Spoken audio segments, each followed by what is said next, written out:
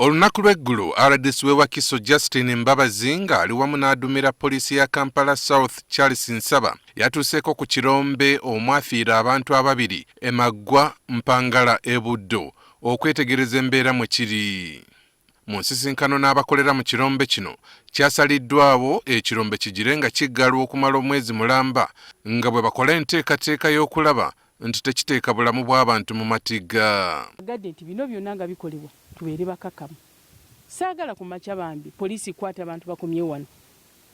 Tugambye ekirombe kino tukigize tukiyimiriza okumala omwezi nga bwe tutereeza ebyo byonna ebibulwako.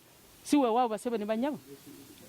Netukiriziganya nti babaregisitaringe mwenna tufune lisiti yammwe tukolemu ekibiina ky'engendo basakira ssente muve mu bwabwe. Olwavudde wano n'ayolekera ku kyalo ekiyitibwa Kivu Kitemu ekisangibwa mu Town Council Y'e Kyengera. Eno yasanze ennyumba z'abantu ziri kundeboolebo yakugwa olw'ettaka lya Maramu erisimwa mu kitundu. Mu kyalo waawo era toyeyo okugwa ndoza zaali dakiika 2 nga nakasibirayo nga nakasibirayo enkoko zange nga nakavaayo bwenti nga nakava ku mulimu.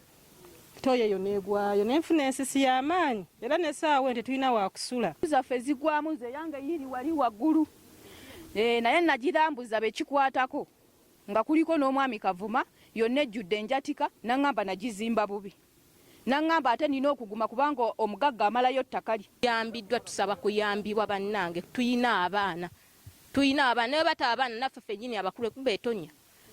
Sizoni y'enkuba egenda yasikati ekamuseemu naye waliyo museenene waliyo emyezi egijja gyegenda okutonya nga tesirika tugenda kusulawa.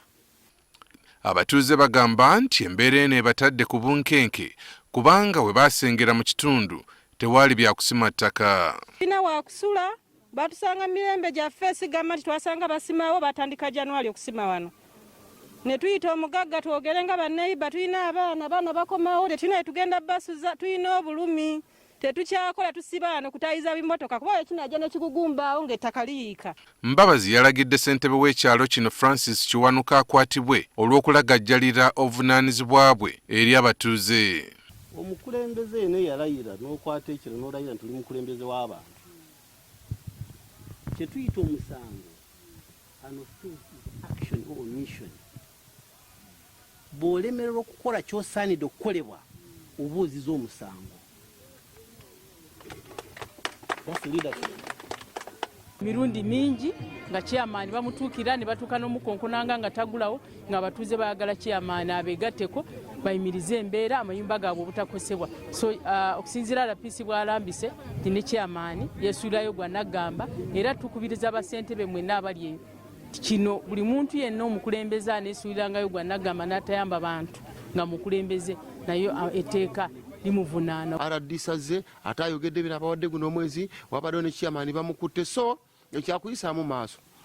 RDC yiga okumanya okuwa abakulembeze ab'ebitundu ebitiibwa bye bakulembera ebitundu ebyo.